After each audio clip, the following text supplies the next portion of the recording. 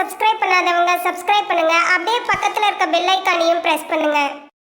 சிம்மராசி நண்பர்களே, வரக்கூடிய ஆனி மாசத்துல உங்களுக்கு எந்த மாதிரியான பலன்கள் கிடைக்க போகுது அப்படிங்கறத தான் இந்த பதிவுல நாம இப்ப பார்க்க போறோம்.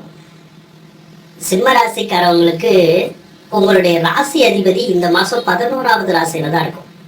எப்பயுமே 11வது இடம் வலிமை பெற போது நம்ம நினைச்ச காரியங்கள் கைகூடியும். எந்தெந்த காரியம் இது வரைக்கும் நடக்கலன்னு வருத்தப்பட்டீங்களோ அந்த காரியங்களை நடத்தணும்னு நீங்க இப்ப முயற்சி பண்ணீங்கன்னா கண்டிப்பா அந்த காரியங்கள் நடந்துடும். அதே மாதிரி கோர்ட்டு கேஸ் வம்பு வழக்குகள் எது இருந்தாலும் நீங்க தான் ஜெயிப்பீங்க.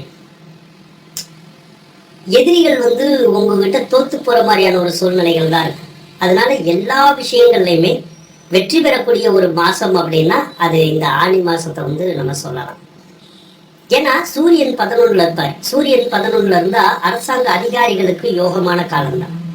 அதே மாதிரி ஒரு சிலருக்கு அரசாங்கத்துல வேலை வாய்ப்புகள் எல்லாம் கூட கிடைக்கும். அரசாங்க அதிகாரிகள், அரசியல்வாதிகள் இவங்களுக்கு யோகம் இருக்கும். இவங்கனால நமக்கும் யோகம் இருக்கும்.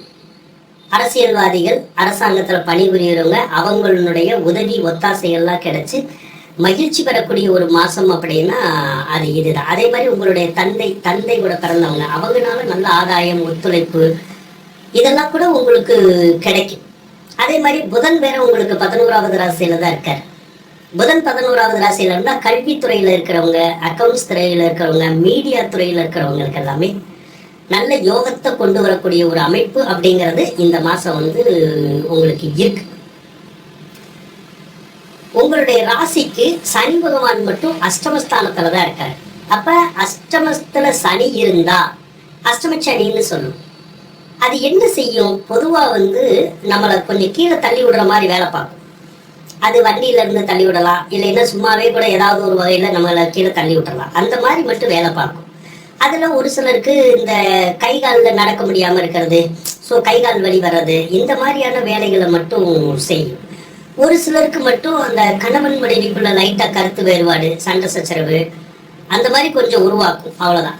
வேற கெடுபலன்கள் அப்படிங்கிறது அஷ்டம சனியில ஒன்றும் வராது. அதே மாதிரி அஷ்டமத்துல எந்த ஒரு கிரகம் இருந்தாலுமே ஒண்ணு இந்த காலத்துல உடல்நிலை கொஞ்சம் நமக்கு சரியில்லாம போகும், இல்லைன்னா ஏதாவது ஒரு வம்பு வரும்.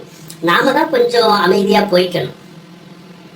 செவ்வாய் பகவான் எடுத்துக்கிட்டீங்கன்னா 9வது இடத்துல அற்புதமா இருக்காரு.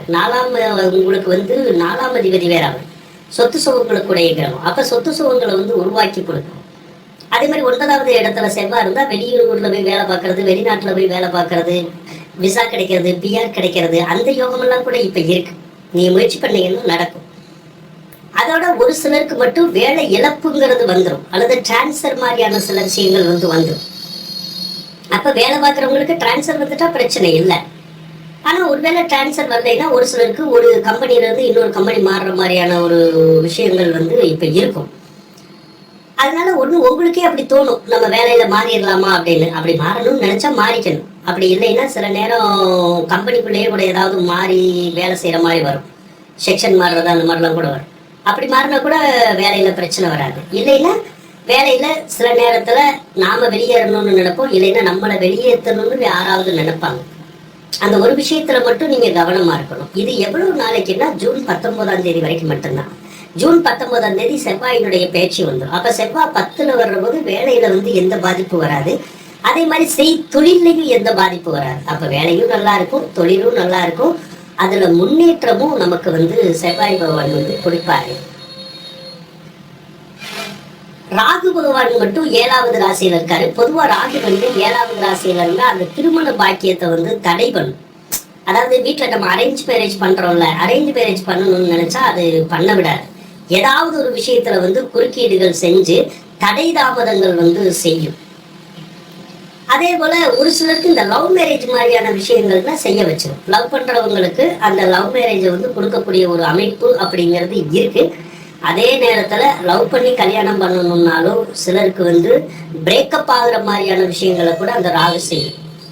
அதனால கொஞ்சம் நம்ம அந்த திருமணம் சம்பந்தப்பட்ட விஷயத்துல கொஞ்சம் கவனமா முடிவெடுத்து நிதானமா வேலைகளை செய்யறது நல்லது. அதாவது நம்மளால நல்லா முடிக்க முடியும் அப்படின்னு தெரிஞ்சாதான் அந்த வேலைகளை இறங்கணும். திருமணம் சம்பந்தப்பட்ட வேலைகள்ல இல்ல நம்மளால ஃபுல்லா கரெக்டா முடிக்க முடியாது, ஏதோ ஒரு பிரச்சனை வருதுன்னா நீங்க கொஞ்சம் வெயிட் பண்ணி செய்யறதுதான் நல்லா இருக்கும். அடுத்து இப்ப சுக்கிரன் எடுத்துக்கோ. சுக்கிர பகவான் வந்து உங்களுடைய ராசிக்கு 12வது ராசியில தான் இருக்காரு. அப்ப வீட்டுனால செலவு வரும், வாகனத்தினால செலவு வரும். சிலருக்கு வந்து உங்க வீட்டுல யாருக்காவது திருமணம் நடக்கிறதுனா நடந்து அதுக்கான செலவுகள் வரும். ஒரு சிலருக்கு இந்த எலக்ட்ரானிக் பொருள் எல்லாம் வாங்குறோம்ல, ஆடை ஆபரணம் எல்லாம் வாங்குறோம்ல, அந்த மாதிரி எல்லாம் வந்து வாங்கி தரக்கூடிய ஒரு அமைப்பு இப்ப இருக்கு. அடுத்து சுக்கிர பகவான் வந்து ஜூலை 5ஆம் தேதி உங்க ராசிக்கே வருவாரு. அப்ப ஜூலை 5ல அந்த சுக்கிரன் உங்க ராசிக்கு வந்தா இனிமையா இருக்கும். இனிமையானா என்ன? மனசுல அமைதி இருக்கும், நிம்மதி இருக்கும், நல்லா தூக்கம் வரும். அதோட நம்ம யாரு கூட நம்ம பேசணும்னு நினைக்கிறோமோ பேசலாம், பழகணும்னு நினைக்கிறோமோ பழகலாம். ஒரு சிலருக்கு புதுசா அந்த லவ் பண்ற மாதிரியான எண்ணங்கள்லாம் கூட வரும். ஒரு சிலருக்கு காதல் காமம் எண்ணங்கள்லாம் கூட அதிகமா வரும். அதனால யார் கூட பேசணும் பழகணும் அப்படிங்கிற மாதிரி எல்லாம் ஒரு சிலருக்கு இனம் புரியாத ஒரு தவிப்புகள் வரும். அது வந்து நமக்கு ஒரு சந்தோஷத்தை கொடுக்குற மாதிரி தான் இருக்கும். கவலைகள் கஷ்டங்கள் வராது. அதே மாதிரி சிலருக்கு வீடு கட்டணும், வாகனம் வாங்கணும், இந்த மாதிரியான எண்ணங்கள்லாம் கூட வரும். ஸோ அதெல்லாம் நீங்க நிறைவேற்றணும்னா தாராளமா வந்து உங்களுக்கு நிறைவேறும். அடுத்து குரு பகவானை எடுத்துக்கிட்டோம்னா, குரு பகவான் வந்து 12வது ராசியில இருக்காது. அது வந்து விரய குரு அப்படின்னு வந்து நம்ம சொல்லுவோம். விரய குருவா வந்து வரும். விரய குருவா வந்தா கூட அது வந்து சுப விரயமா தான் வரும். சுப விரயம்னா என்னது? சுப விரயம்னா உங்க வீட்டுல ஏதாவது ஃபங்க்ஷன் வைக்கணும்னா வைக்கலாம். அது உங்களுடைய குழந்தைகளுக்கோ அல்லது வேற ஏதாவது ஒரு வகையில ஒரு வீடு பால் காய்ச்சலும் செய்யறோம், அந்த மாதிரி ஏதாவது ஃபங்க்ஷன் வைக்கணும்னாலும் தாராளமா வைக்கலாம். முயற்சி பண்ணுங்க. இது வந்து குழந்தைகள்னால செலவு வரும். சிலர் வந்து குழந்தைகள் பெற்றுக்கிறனால நம்ம செலவழிப்போம். இல்லைன்னா ஏற்கனவே பிறந்த குழந்தைகளுக்கு ஏதாவது மருத்துவ செலவுகள் வந்து வரலாம். ஸோ இந்த மாதிரி குழந்தைகள்னால பிள்ளைகள்னால ஏதாவது ஒரு சில செலவினங்கள் வந்து கொஞ்சம் இருக்கதான் செய்யும். அதுக்கப்புறம் நகைனால செலவு அப்படின்னு வந்து நம்ம சொல்லுவோம். இப்ப நகைனால செலவு அப்படின்னா என்னது? ஒரு சிலர் நகைகள் வச்சிருப்பாங்க, அந்த நகைகளை வந்து அடமானம் வைக்கிற மாதிரி கூட ஒரு சிலருக்கு வந்துடும். அதுதான் நகைகள்னால செலவுன்னு சொல்லுவோம். ஏற்கனவே ஒரு சிலர் நகைகளை அடமானம் வச்சிருந்தா அந்த அடமானம் வைக்கப்பட்ட நகைகளை நம்ம மீட்டக்கூடிய ஒரு அமைப்பும் சிலருக்கு வந்து கிடைக்கும். கோயிலுக்கு போறதுக்குடைய அம்சம் நிறைய இருக்கும். நிறைய கோயிலுகளோ அது இதெல்லாம் நிறைய போகலாம். அதே மாதிரி கடன்கள் அடைக்கக்கூடிய ஒரு யோகம், ஏற்கனவே கடன் காட்சிகள் இருந்தா அதெல்லாம் வந்து தீரும். இதைத்தான் நம்ம சுப விரயம் அப்படின்னு சொல்றோம். அதாவது நமக்கு பயனுள்ள விரயங்கள் செலவு அப்படி ஏற்படும். அதனால சம்பாதிக்கிற காசை கையில வைக்க முடியாது. ஏதாவது ஒரு வகையில நமக்கு செலவாகிக்கிட்டே தான் இருக்கும். ஒரு சிலருக்கு மட்டும் இந்த கோர்ட்டு கேஸ் வம்பு வழக்கு அதுல செலவழியும். ஒரு சிலருக்கு இந்த மருத்துவ செலவுகள் அப்படி சொல்றோம்ல, அதுல கூட ஒரு சிலருக்கு செலவினங்கள் வரக்கூடிய வாய்ப்புகள் வந்து இருக்கும். மருத்துவ செலவுன்னா ஒரு சிலருடைய வீட்டுல வந்து இந்த கல்லீரல் கணையம் தொடர்பான செலவினங்கள் அல்லது மருத்துவ செலவு, அப்படி இல்லைன்னா இந்த ஹார்ட் ரிலேட்டடாவெல்லாம் ஏதாவது நோய் நொடிகள் ஒரு சிலருக்கு வருது இல்லையா, அதன் மூலமா கூட ஒரு சிலருக்கு செலவு வர்றதுக்குடைய ஒரு அமைப்பு கொஞ்சம் இருக்கும். ஆக கிரகநிலைகள் அப்படின்னு பார்க்குற போது பெரிய டஃப்பான கிரகநிலைகள் அப்படின்னு ஒன்றும் கிடையாது. சரிங்களா? என்ன வரவு இருக்கும், வரவுக்கு தகுந்த செலவு இருக்கும். செலவு வருது அப்படின்னாலும் நமக்கு வரவு வந்து செலவழிச்சுட்டா எந்த பிரச்சனையும் இல்லை. ஸோ வரவு கண்டிப்பா வரும். அதுல ஒன்றும் உங்களுக்கு கஷ்டங்கள் வந்து இருக்காது. அதே நேரத்துல நீங்க நினைச்ச காரியம் ஈடேறணும்னு இருக்கு, அதுவே ரொம்ப சந்தோஷம் தான் நமக்கு. நீண்ட காலமா நடக்காத காரியங்கள்லாம் கூட நடந்து உங்களுக்கு மகிழ்ச்சியை தரக்கூடிய ஒரு அமைப்பு இந்த மாசத்துல இருக்கு. மேலும் தகவலுக்கு எங்க சேனலை மறக்காம சப்ஸ்கிரைப் பண்ணுங்க. நன்றி.